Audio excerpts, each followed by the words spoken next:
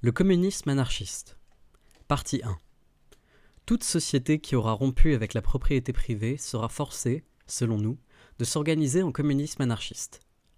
L'anarchie mène au communisme, et le communisme à l'anarchie, l'un et l'autre n'étant que l'expression de la tendance prédominante des sociétés modernes, la recherche de l'égalité.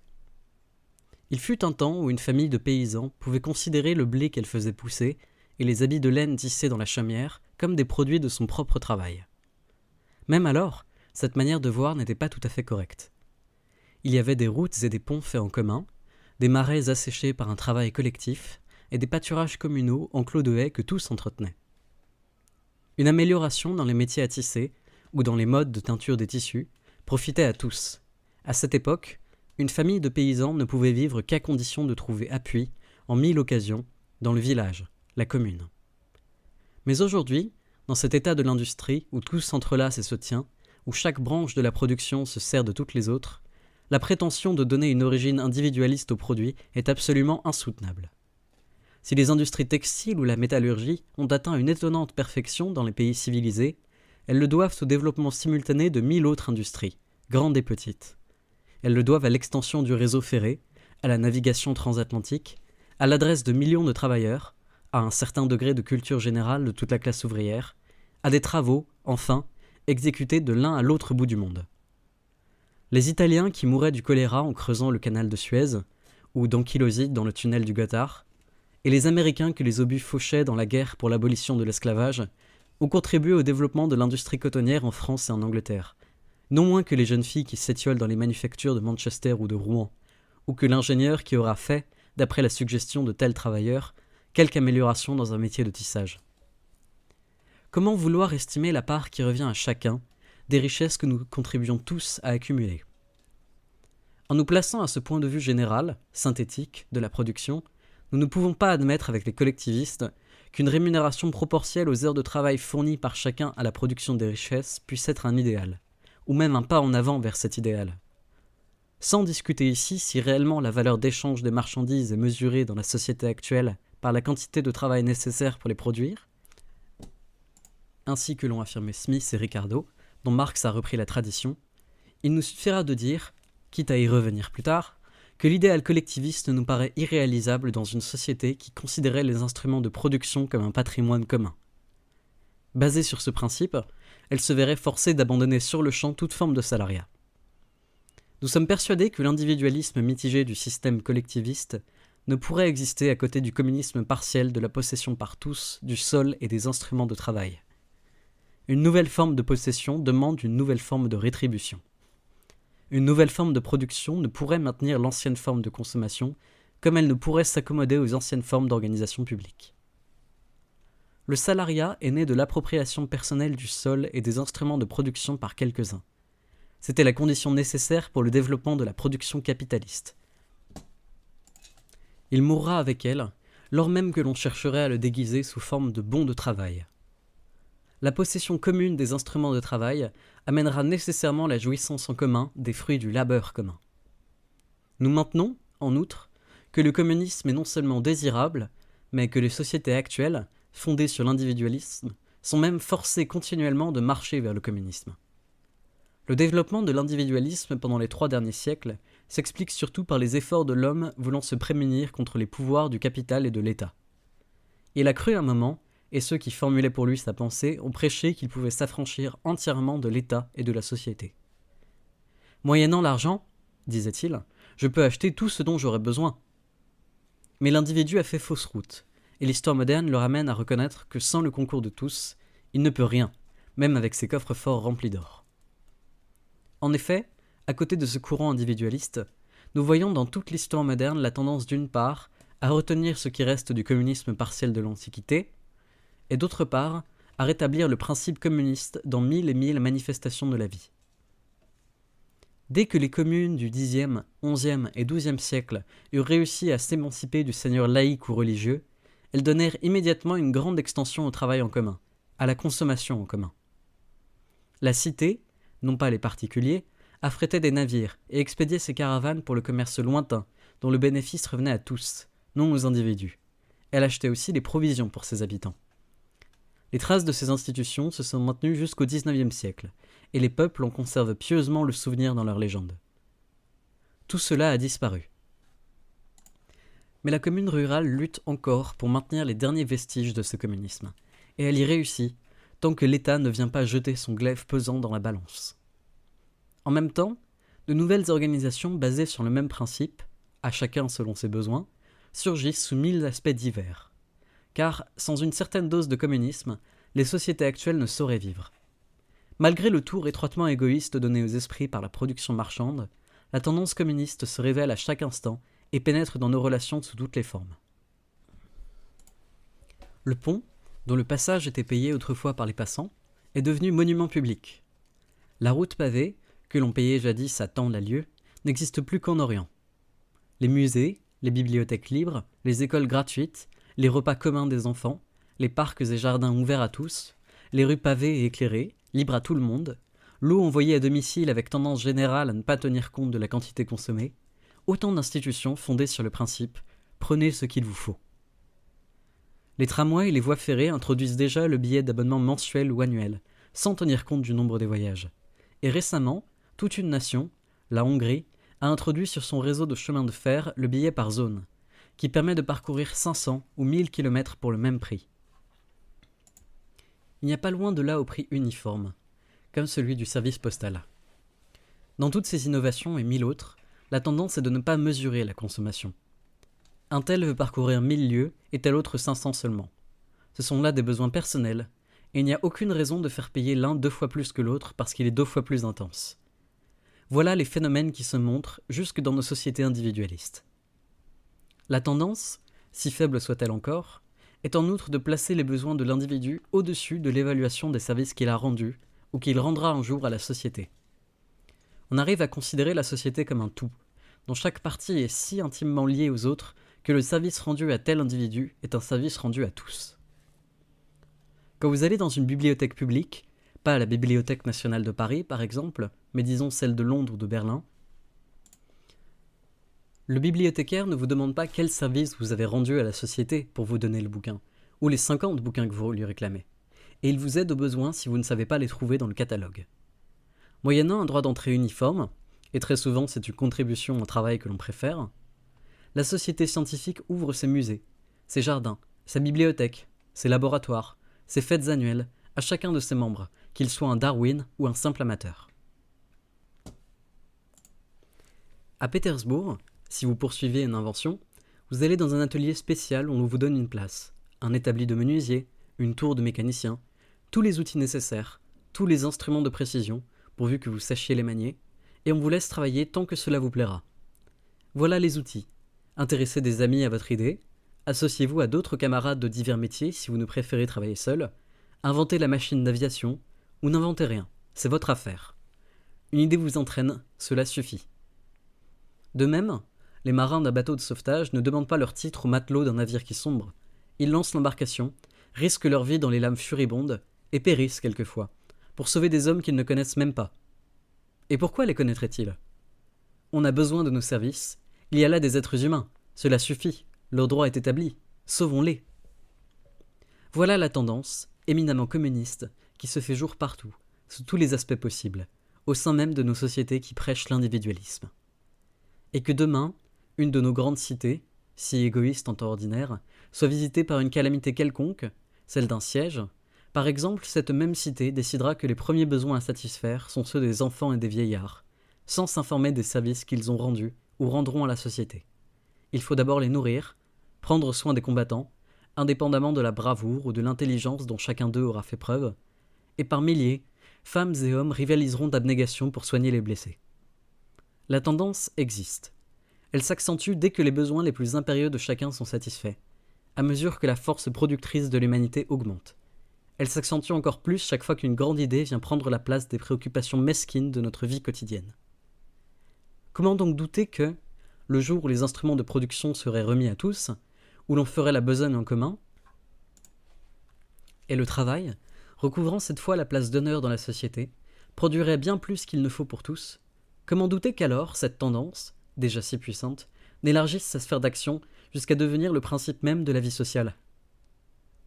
D'après ces indices, et réfléchissant, en outre, au côté pratique de l'expropriation dont nous allons parler dans les chapitres suivants, nous sommes d'avis que notre première obligation, quand la révolution aura brisé la force qui maintient le système actuel, sera de réaliser immédiatement le communisme. Mais notre communisme n'est ni celui des phalanstériens, ni celui des théoriciens autoritaires allemands. C'est le communisme anarchiste, le communisme sans gouvernement, celui des hommes libres.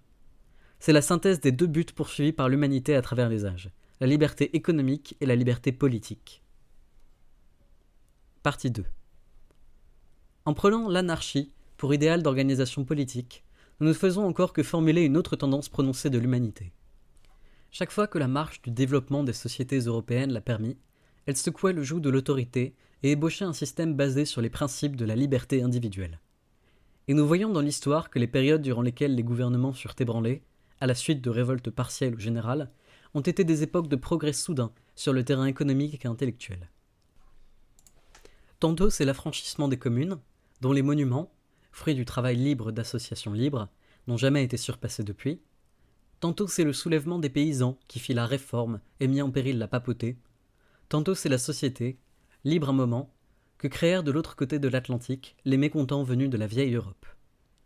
Et si nous observons le développement présent des nations civilisées, nous y voyons, à ne pas s'y méprendre, un mouvement de plus en plus accusé pour limiter la sphère d'action du gouvernement et laisser toujours plus de liberté à l'individu. C'est l'évolution actuelle, gênée, il est vrai, par le fatras d'institutions et de préjugés hérités du passé.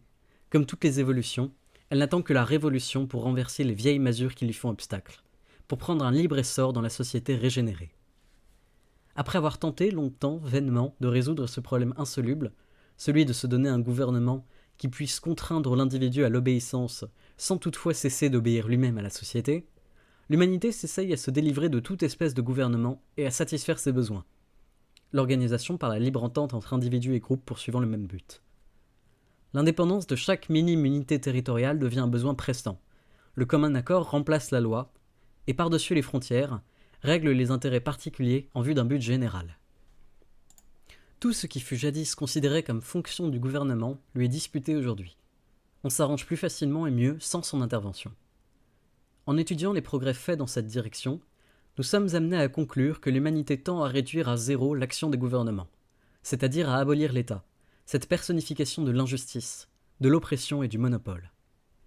Nous pouvons déjà entrevoir un monde où l'individu, cessant d'être lié par des lois, n'aura que des habitudes sociales, résultat du besoin éprouvé par chacun d'entre nous de chercher l'appui, la coopération, la sympathie de ses voisins. Certainement, l'idée d'une société sans État suscitera, pour le moins, autant d'objections que l'économie politique d'une société sans capital privé. Tous nous avons été nourris de préjugés sur les fonctions providentielles de l'État. Toute notre éducation, depuis l'enseignement des traditions romaines jusqu'au code de Byzance que l'on étudie sous le nom de droit romain, et les sciences diverses professées dans les universités, nous habituent à croire au gouvernement et aux vertus de l'État-providence. Des systèmes de philosophie ont été élaborés et enseignés pour maintenir ce préjugé. Les théories de la loi sont rédigées dans le même but. Toute la politique est basée sur ce principe, et chaque politicien, quelle que soit sa nuance, vient toujours dire au peuple « Donnez-moi le pouvoir, je peux vous affranchir des misères qui pèsent sur vous. » Du berceau au tombeau, tous nos agissements sont dirigés par ce principe. Ouvrez n'importe quel livre de sociologie, de jurisprudence, vous y trouverez toujours le gouvernement, son organisation, ses actes, prenant une place si grande que nous nous habituons à croire qu'il n'y a rien en dehors du gouvernement et des hommes d'État. La même leçon est répétée sur tous les tons par la presse. Des colonnes entières sont consacrées aux débats des parlements, aux intrigues des politiciens. C'est à peine si la vie quotidienne, immense d'une nation s'y fait jour dans les quelques lignes traitant un sujet économique, à propos d'une loi, ou dans les faits divers par l'intermédiaire de la police. Et quand vous lisez ces journaux, vous ne pensez guère au nombre incalculable d'êtres, toute l'humanité, pour ainsi dire, qui grandissent et qui meurent, qui connaissent les douleurs, qui travaillent et consomment, pensent et créent. Par-delà ces quelques personnages encombrants que l'on a magnifiés jusqu'à leur faire cacher l'humanité, de leurs ombres, grossies par notre ignorance. Et cependant, dès que l'on passe de la matière imprimée à la vie même, dès qu'on jette un coup d'œil sur la société, on est frappé de la part infinitésimale qui joue le gouvernement. Balzac avait déjà remarqué combien de millions de paysans restent leur vie entière sans rien connaître de l'État, sauf les lourds impôts qu'ils lui sont forcés de payer. Chaque jour, des millions de transactions sont faites sans l'intervention du gouvernement, et les plus grosses d'entre elles, celles du commerce et de la bourse, sont traitées de telle façon que le gouvernement ne pourrait même pas être invoqué si l'une des parties contractantes avait l'intention de ne pas tenir son engagement. Parlez à un homme qui connaît le commerce, et il vous dira que les échanges opérés chaque jour entre les commerçants seraient d'une impossibilité absolue s'ils n'étaient basés sur la confiance mutuelle. L'habitude de tenir parole, le désir de ne pas perdre son crédit suffisent amplement pour maintenir cette honnêteté relative, l'honnêteté commerciale. Celui-là même qui n'éprouve pas le moindre remords à empoisonner sa clientèle par des drogues infectes, couvertes d'étiquettes pompeuses, tient à honneur de garder ses engagements. Or, si cette moralité relative a pu se développer jusque dans les conditions actuelles, alors que l'enrichissement est le seul mobile et le seul objectif, pouvons-nous douter qu'elle ne progresse rapidement dès que l'appropriation des fruits du labeur d'autrui ne sera plus la base même de la société ? Un autre trait frappant, qui caractérise surtout notre génération, parle encore mieux en faveur de nos idées. C'est l'accroissement continuel du champ des entreprises dû à l'initiative privée et le développement prodigieux des groupements libres de tout genre. Nous en parlerons plus longuement dans les chapitres consacrés à la libre entente. Qu'il nous suffise de dire ici que ces faits sont nombreux et si habituels qu'ils forment l'essence de la seconde moitié de ce siècle, alors même que les écrivains en socialisme et en politique les ignorent, préférant nous entretenir toujours des fonctions du gouvernement. Ces organisations libres, variées à l'infini, sont un produit si naturel, elles croissent si rapidement et se groupent avec tant de facilité, elles sont un résultat si nécessaire de l'accroissement continuel des besoins de l'homme civilisé, et enfin, elles remplacent si avantageusement l'immixtion gouvernementale que nous devons reconnaître en elles un facteur de plus en plus important dans la vie des sociétés. Si elles ne s'étendent pas encore à l'ensemble des manifestations de la vie, c'est qu'elles rencontrent un obstacle insurmontable dans la misère du travailleur, dans les castes de la société actuelle, dans l'appropriation privée du capital, dans l'État. Abolissez ces obstacles et vous les verrez couvrir l'immense domaine de l'activité des hommes civilisés. L'histoire des 50 dernières années a fourni la preuve vivante de l'impuissance du gouvernement représentatif à s'acquitter des fonctions dont on a voulu l'affubler. On citera un jour le XIXe siècle comme la date de l'avortement du parlementarisme. Mais cette impuissance devient si évidente pour tous, les fautes du parlementarisme et les vices fondamentaux du principe représentatif sont si frappants, que les quelques penseurs qui en ont fait la critique, comme J.S. Mill, Leverdays, n'ont eu qu'à traduire le mécontentement populaire. En effet, ne conçoit-on pas qu'il est absurde de nommer quelques hommes et de leur dire « Faites-nous des lois sur toutes les manifestations de notre vie, lors même que chacun de vous les ignore ?» On commence à comprendre que gouvernement des majorités veut dire abandon de toutes les affaires du pays à ceux qui font les majorités, c'est-à-dire aux crapauds des marais, à la chambre et dans les comices, à ceux en un mot qui n'ont pas d'opinion.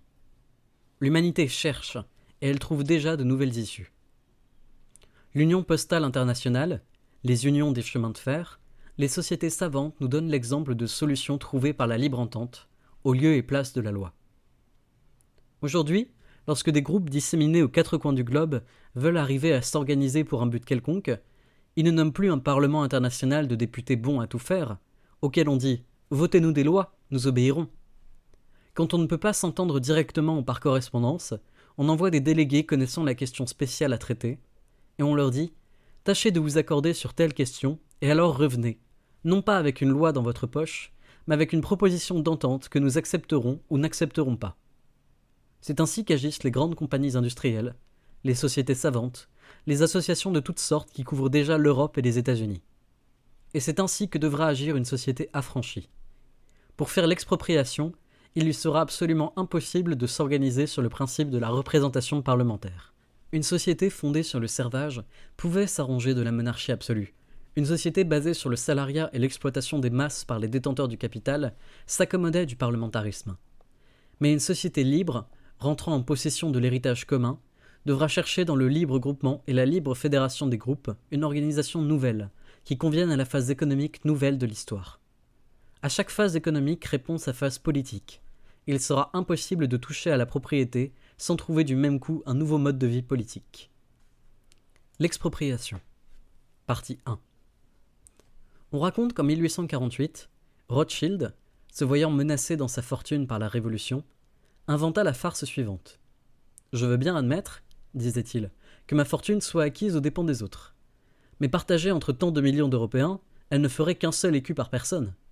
Eh bien, je m'engage à restituer à chacun son écu, s'il me le demande. » Cela dit et dûment publié, notre millionnaire se promenait tranquillement dans les rues de Francfort.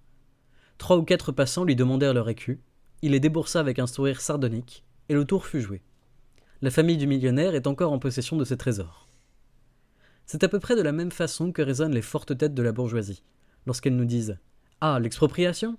J'y suis. Vous prenez à tous leurs paletots, vous les mettez dans le tas, et chacun va en prendre un, quitte à se battre pour le meilleur. » C'est une plaisanterie de mauvais goût. Ce qu'il nous faut, ce n'est pas de mettre les paletots dans le tas pour les distribuer ensuite, et encore, ceux qui grelottent y trouveraient-ils quelque avantage. Ce n'est pas non plus de partager les écus de Rothschild. C'est de nous organiser en sorte que chaque être humain venant au monde soit assuré, d'abord, d'apprendre un travail productif et d'en acquérir l'habitude, et ensuite de pouvoir faire ce travail sans en demander la permission aux propriétaires et aux patrons, et sans payer aux accapareurs de la terre et des machines la part du lion sur tout ce qu'il produira. Quant aux richesses de toute nature détenues par les Rothschild ou les Vanderbilt, elles nous serviront à mieux organiser notre production en commun. Le jour où le travailleur des champs pourra labourer la terre sans payer la moitié de ce qu'il produit, le jour où les machines nécessaires pour préparer le sol aux grandes récoltes seront, en profusion, à la libre disposition des cultivateurs, le jour où l'ouvrier de l'usine produira pour la communauté et non pour le monopole, les travailleurs n'iront plus en guenilles, et il n'y aura plus de Rothschild ni d'autres exploiteurs. Personne n'aura plus besoin de vendre sa force de travail pour un salaire ne représentant qu'une partie de ce qu'il a produit. Soit, nous dit-on, mais il vous viendra des Rothschild du dehors. Pourrez-vous empêcher qu'un individu ayant amassé des millions en Chine vienne s'établir chez vous ? Qu'il s'y entoure de serviteurs et de travailleurs salariés, qu'il les exploite et qu'ils s'enrichissent à leurs dépens ? Vous ne pouvez pas faire la révolution sur toute la terre à la fois. Ou bien, allez-vous établir des douanes à vos frontières pour fouiller les arrivants et saisir l'or qu'ils apporteront ? Des gendarmes anarchistes tirant sur les passants, voilà qui sera joli à voir. Eh bien, au fond de ce raisonnement, il y a une grosse erreur. C'est qu'on ne s'est jamais demandé d'où viennent les fortunes des riches. Un peu de réflexion suffirait pour montrer que l'origine de ces fortunes est la misère des pauvres. Là où il n'y aura pas de misérables, il n'y aura plus de riches pour les exploiter. Voyez un peu le Moyen-Âge, où les grandes fortunes commencent à surgir. Un baron féodal a fait main basse sur une fertile vallée. Mais tant que cette campagne n'est pas peuplée, notre baron n'est pas riche du tout. Sa terre ne lui rapporte rien, autant vaudrait posséder des biens dans la lune. Que va faire notre baron pour s'enrichir ? Il cherchera des paysans. Cependant, si chaque agriculteur avait un lopin de terre libre de toute redevance, s'il avait, en outre, les outils et le bétail nécessaires pour le labour, qui donc irait défricher les terres du baron ? Chacun resterait chez soi. Mais il y a des populations entières de misérables. Les uns ont été ruinés par les guerres, les sécheresses, les pestes. Ils n'ont ni cheval ni charrue. Le fer était coûteux au Moyen-Âge, plus coûteux encore le cheval de labour. Tous les misérables cherchent de meilleures conditions. Ils voient un jour, sur la route, sur la limite des terres de notre baron, un poteau indiquant par certains signes compréhensibles que le laboureur qui viendra s'installer sur ces terres recevra avec le sol des instruments et des matériaux pour bâtir sa chaumière, ensemencer son champ, sans payer de redevance pendant un certain nombre d'années. Ce nombre d'années est marqué par autant de croix sur le poteau frontière, et le paysan comprend ce que signifient ces croix. Alors les misérables affluent sur les terres du baron. Ils tracent des routes, dessèchent les marais, créent des villages. Dans 9 ans, le baron leur imposera un bail, il prélèvera des redevances 5 ans plus tard, qu'il doublera ensuite, et le laboureur acceptera ces nouvelles conditions, parce que, autre part, il n'en trouverait pas de meilleures. Et peu à peu, avec l'aide de la loi faite par les maîtres, la misère du paysan devient la source de la richesse du seigneur. Et non seulement du seigneur, mais de toute une nuée d'usuriers qui s'abattent sur les villages et se multiplient d'autant plus que le paysan s'appauvrit davantage. Cela se passait ainsi au Moyen-Âge. Et aujourd'hui, n'est-ce pas toujours la même chose ? S'il y avait des terres libres que le paysan pût cultiver à son gré, irait-il payer 1000 francs l'hectare à monsieur le vicomte, qui veut bien lui en vendre un lopin ? Irait-il payer un bail onéreux, qui lui prend le tiers de ce qu'il produit ? Irait-il se faire métayer pour donner la moitié de sa moisson au propriétaire ? Mais il n'a rien. Donc il acceptera toutes les conditions, pourvu qu'il puisse vivre en cultivant le sol, et il enrichira le seigneur. En plein 19e siècle, comme au Moyen-Âge, c'est encore la pauvreté du paysan qui fait la richesse des propriétaires fonciers. Partie 2. Le propriétaire du sol s'enrichit de la misère des paysans. Il en est de même pour l'entrepreneur industriel. Voilà un bourgeois qui, d'une manière ou d'une autre, se trouve posséder un magot de 500 000 francs. Il peut certainement dépenser son argent à raison de 50 000 francs par an, très peu de choses au fond, avec le luxe fantaisiste, insensé que nous voyons de nos jours. Mais alors, il n'aura plus rien au bout de 10 ans. Aussi, en homme pratique, préfère-t-il garder sa fortune intacte et se faire de plus un joli petit revenu annuel. C'est très simple dans notre société, précisément parce que nos villes et nos villages grouillent de travailleurs qui n'ont pas de quoi vivre un mois, ni même une quinzaine. Notre bourgeois monte une usine. Les banquiers s'empressent de lui prêter encore 500 000 francs, surtout s'il a la réputation d'être adroit, et, avec son million, il pourra faire travailler 500 ouvriers. S'il n'y avait dans les environs que des hommes et des femmes dont l'existence fût garantie, qui donc irait travailler chez notre bourgeois? Personne ne consentirait à lui fabriquer, pour un salaire de 3 francs par jour, des marchandises de la valeur de 5 ou même de 10 francs. Malheureusement, nous ne le savons que trop, les quartiers pauvres de la ville et les villages voisins sont remplis de gens dont les enfants dansent devant le buffet vide. Aussi, l'usine n'est pas encore achevée que les travailleurs accourent pour s'embaucher. Il n'en faut que 100, et il en est déjà venu 1000. Et dès que l'usine marchera, le patron, s'il n'est pas le dernier des imbéciles, encaissera net, sur chaque paire de bras travaillant chez lui, 1 millier de francs par an. Notre patron se fera ainsi un joli revenu. Et s'il a choisi une branche d'industrie lucrative, s'il est habile, il agrandira peu à peu son usine et augmentera ses rentes en doublant le nombre des hommes qu'il exploite. Alors il deviendra un notable dans son pays. Il pourra payer des déjeuners à d'autres notables, aux conseillers, à monsieur le député. Il pourra marier sa fortune à une autre fortune, et plus tard, placer avantageusement ses enfants, puis obtenir quelques concessions de l'État. On lui demandera une fourniture pour l'armée ou pour la préfecture, et il arrondira toujours son magot, jusqu'à ce qu'une guerre, même un simple bruit de guerre, ou une spéculation, ou la bourse, lui permettent de faire un gros coup. Les 9/10 des fortunes colossales des États-Unis, Henry George l'a bien raconté dans ses problèmes sociaux, sont dues à quelques grandes coquineries faites avec le concours de l'État. En Europe, les 9/10 des fortunes dans nos monarchies et nos républiques ont la même origine. Il n'y a pas deux façons de devenir millionnaire. Toute la science des richesses est là. Trouver des va-nu-pieds, les payer 3 francs et leur en faire produire 10. Amasser ainsi une fortune. L'accroître ensuite par quelques grands coups avec le secours de l'État.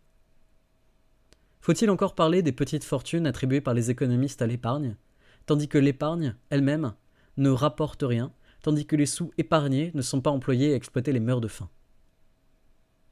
Voici un cordonnier. Admettons que son travail soit bien payé, qu'il ait une bonne clientèle et qu'à force de privation, il soit parvenu à mettre de côté 2 francs par jour, 50 francs par mois. Admettons que notre cordonnier ne soit jamais malade, qu'il mange à sa faim, malgré sa rage pour l'épargne, et qu'il ne se marie pas, ou qu'il n'ait pas d'enfant, qu'il ne mourra pas de phtisie. Admettons tout ce que vous voulez. Eh bien, à l'âge de 50 ans, il n'aura pas mis de côté 15 000 francs, et il n'aura pas de quoi vivre pendant sa vieillesse, lorsqu'il sera incapable de travailler. Certes, ce n'est pas ainsi que s'amassent les fortunes. Mais voici un autre cordonnier.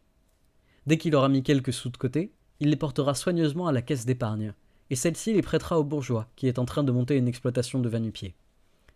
Puis il prendra un apprenti, l'enfant d'un misérable, qui s'estimera heureux si au bout de 5 ans, son fils apprend le métier et parvint à gagner sa vie. L'apprenti rapportera à notre cordonnier, et si celui a de la clientèle, il s'empressera de prendre un second, puis un 3e élève. Plus tard, il aura 2 ou 3 ouvriers, des misérables, heureux de toucher 3 francs par jour pour un travail qui en vaut 6. Et si notre cordonnier a la chance, c'est-à-dire s'il est assez malin, ses ouvriers et ses apprentis lui rapporteront une 20aine de francs par jour, en plus de son propre travail. Il pourra agrandir son entreprise, il s'enrichira peu à peu et n'aura pas besoin de se priver du strict nécessaire.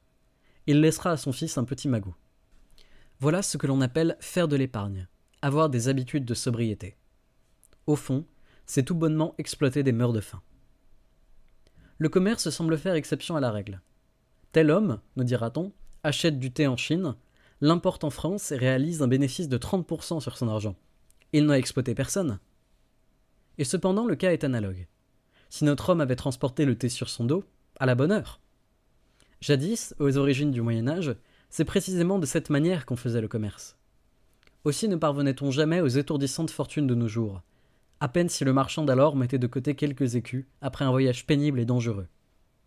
C'était moins la soif du gain que le goût des voyages et des aventures qui le poussait à faire le commerce. Aujourd'hui, la méthode est plus simple. Le marchand qui possède un capital n'a pas besoin de bouger de son comptoir pour s'enrichir. Il télégraphie à un commissionnaire l'ordre d'acheter 100 tonnes de thé, il affrète un navire, et en quelques semaines, en 3 mois si c'est un voilier, le navire lui aura porté sa cargaison. Il ne court même pas les risques de la traversée, puisque son thé et son navire sont assurés. Et s'il a dépensé 100 000 francs, il en touchera 130, à moins qu'il n'ait voulu spéculer sur quelques marchandises nouvelles, auquel cas il risque soit de doubler sa fortune, soit de la perdre entièrement. Mais comment a-t-il pu trouver des hommes qui se sont décidés à faire la traversée, aller en Chine et revenir, travailler dur, supporter des fatigues, risquer leur vie pour un maigre salaire? Comment a-t-il pu trouver dans les docks des chargeurs et des déchargeurs, qu'ils payaient juste de quoi ne pas les laisser mourir de faim pendant qu'ils travaillent? Comment? Parce qu'ils sont misérables. Allez dans un port de mer, visitez les cafés sur la plage, observez ces hommes qui viennent se faire embaucher, se battant aux portes des docks qu'ils assiègent dès l'aube pour être admis à travailler sur les navires. Voyez ces marins, heureux d'être engagés pour un voyage lointain, après des semaines et des mois d'attente. Toute leur vie, ils ont passé de navire en navire, et ils en monteront encore d'autres, jusqu'à ce qu'ils périssent un jour dans les flots. Entrez dans leur chaumière, considérez ces femmes et ces enfants en haillons, qui vivent on ne sait comment en attendant le retour du Père, et vous aurez aussi la réponse. Multipliez les exemples, choisissez-les au bout vous semble, méditez sur l'origine de toutes les fortunes, grandes ou petites, qu'elles viennent du commerce, de la banque, de l'industrie ou du sol. Partout, vous constaterez que la richesse des uns est faite de la misère des autres. Une société anarchiste n'a pas à craindre le Rothschild inconnu qui viendrait tout à coup s'établir dans son sein.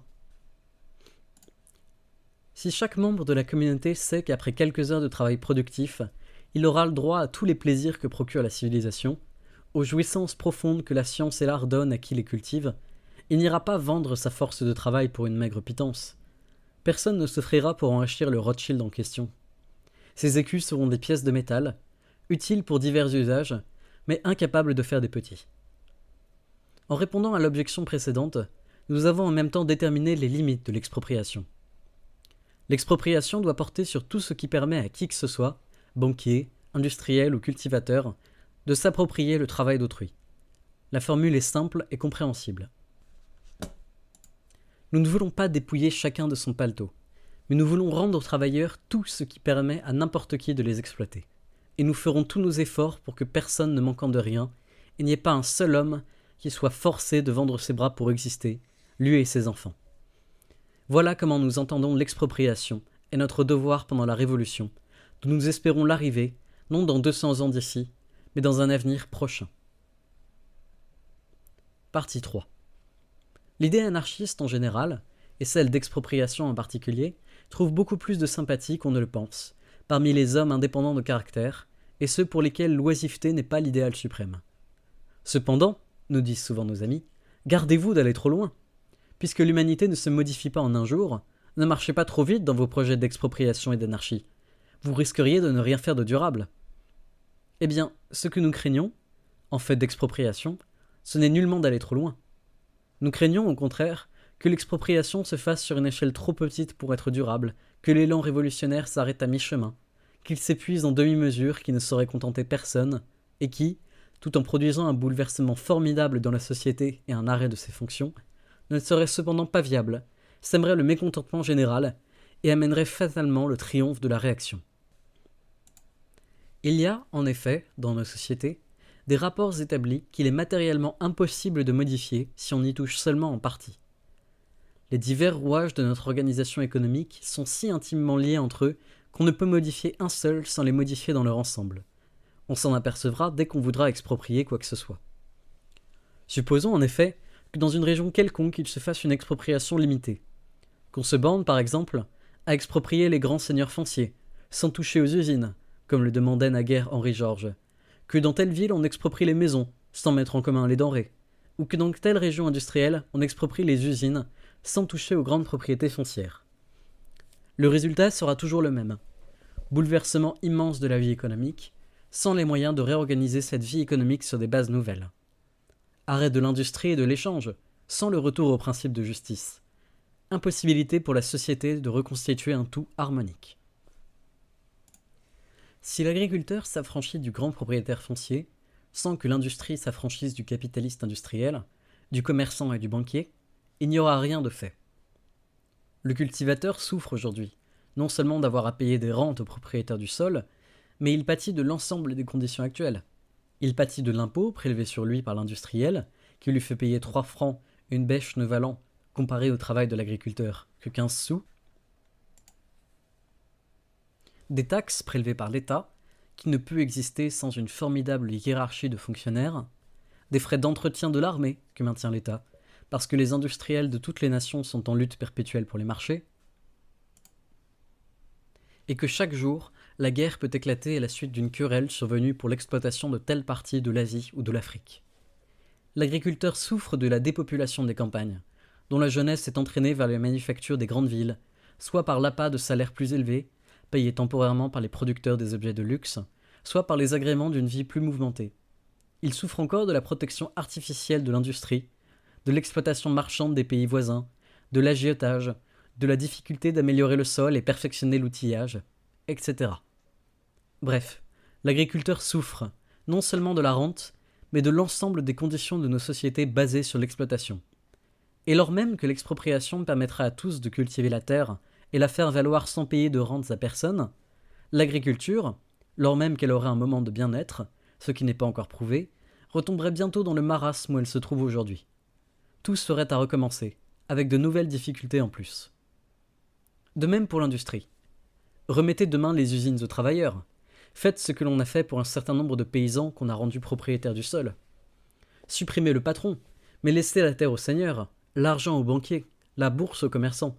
Conservez dans la société cette masse d'oisifs qui vivent du travail de l'ouvrier, maintenez les 1000 intermédiaires, l'État avec ses fonctionnaires innombrables, et l'industrie ne marchera pas. Ne trouvant pas d'acheteurs dans la masse des paysans restés pauvres, ne possédant pas la matière première et ne pouvant exporter ses produits, en partie à cause de l'arrêt du commerce et surtout par l'effet de la décentralisation des industries, elle ne pourra que végéter, en abandonnant les ouvriers sur le pavé, et ces bataillons d'affamés seront prêts à se soumettre au premier intrigant venu, ou même à retourner vers l'ancien régime, pourvu qu'ils leur garantissent la main-d'œuvre. Ou bien enfin, expropriez les seigneurs de la terre et rendez l'usine aux travailleurs, mais sans toucher à ces nuées d'intermédiaires qui spéculent aujourd'hui sur les farines et les blés, sur la viande et les épices dans les grands centres, en même temps qu'ils écoulent les produits de nos manufactures. Eh bien, lorsque l'échange s'arrêtera et que les produits ne circuleront plus, lorsque Paris manquera de pain et que Lyon ne trouvera pas d'acheteurs pour ses soies, la réaction reviendra terrible, marchant sur les cadavres, promenant la mitrailleuse dans les villes et les campagnes, faisant des orgies d'exécution et de déportation, comme elle l'a fait en 1815, en 1848 et en 1871. Tout se tient dans nos sociétés, et il est impossible de réformer quoi que ce soit sans ébranler l'ensemble. Du jour où l'on frappera la propriété privée sous une de ses formes, foncière ou industrielle, on sera forcé de la frapper sous toutes les autres. Le succès même de la Révolution l'imposera. D'ailleurs, le voudrait-on, on ne pourrait pas se borner à une expropriation partielle. Une fois que le principe de la sainte propriété sera ébranlé, les théoriciens n'empêcheront pas qu'elle soit détruite, ici par les serfs de la glèbe et là par les serfs de l'industrie. Si une grande ville, Paris par exemple, met seulement la main sur les maisons ou sur les usines, elle sera amenée par la force même des choses à ne plus reconnaître aux banquiers le droit de prélever sur la commune 50 millions d'impôts sous forme d'intérêts pour des prêts antérieurs. Elle sera obligée de se mettre en rapport avec des cultivateurs, et forcément elle les poussera à s'affranchir des possesseurs du sol. Pour pouvoir manger et produire, il lui faudra exproprier les chemins de fer. Enfin, pour éviter le gaspillage de denrées, pour ne pas rester, comme la commune de 1793, à la merci des accapareurs de blé, elle remettra aux citoyens même le soin d'approvisionner leurs magasins de denrées et de répartir les produits. Cependant, quelques socialistes ont encore cherché à établir une distinction. Qu'on exproprie le sol, le sous-sol, l'usine, la manufacture, nous le voulons bien, disait-il. Ce sont des instruments de production, et il serait juste d'y voir une propriété publique. Mais il y a, outre cela, les objets de consommation, la nourriture, le vêtement, l'habitation, qui doivent rester propriété privée. Le bon sens populaire a eu raison de cette distinction subtile. En effet, nous ne sommes pas des sauvages pour vivre dans la forêt sous un abri de branches. Il faut une chambre, une maison, un lit, un poêle à l'Européen qui travaille. Le lit, la chambre, la maison sont des lieux de fainéantise pour celui qui ne produit rien. Mais pour le travailleur, une chambre chauffée et éclairée est aussi bien un instrument de production que la machine ou l'outil. C'est le lieu de restauration de ses muscles et de ses nerfs, qui s'useront demain au travail. Le repos du producteur, c'est la mise en train de la machine. C'est encore plus évident pour la nourriture.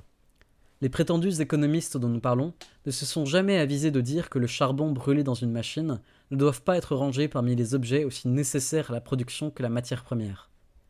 Comment se fait-il donc que la nourriture, sans laquelle la machine humaine ne saurait dépenser le moindre effort, puisse être exclue des objets indispensables au producteur ? Serait-ce un reste de métaphysique religieuse ? Le repas copieux et raffiné du riche est bien une consommation de luxe. Mais le repas du producteur est un des objets nécessaires à la production, au même titre que le charbon brûlé par la machine à vapeur. Même chose pour le vêtement, car si les économistes qui font cette distinction entre les objets de production et ceux de consommation portaient le costume des sauvages de la Nouvelle-Guinée, nous comprendrions ces réserves. Mais des gens qui ne sauraient écrire une ligne sans avoir une chemise sur le dos sont mal placés pour faire une si grande distinction entre leurs chemises et leurs plumes. Et si les robes pimpantes de leurs dames sont bien des objets de luxe, cependant il y a une certaine quantité de toile, de cotonnade et de laine dont le producteur ne peut se passer pour produire. La blouse et les souliers, sans lesquels un travailleur serait gêné de se rendre à son travail, la veste qu'il endossera la journée finie, sa casquette, lui sont aussi nécessaires que le marteau et l'enclume. Qu'on le veuille, ou qu'on ne le veuille pas, c'est ainsi que le peuple entend la révolution. Dès qu'il aura balayé les gouvernements, il cherchera avant tout à s'assurer un logement salubre, une nourriture suffisante et le vêtement, sans payer tribut. Et le peuple aura raison. Sa manière d'agir sera infiniment plus conforme à la science que celle des économistes qui font tant de distinctions entre l'instrument de production et les articles de consommation. Il comprendra que c'est précisément par là que la révolution doit commencer. Et il jettera les fondements de la seule science économique qui puisse réclamer le titre de science et qu'on pourrait qualifier étude des besoins de l'humanité et des moyens économiques de les satisfaire.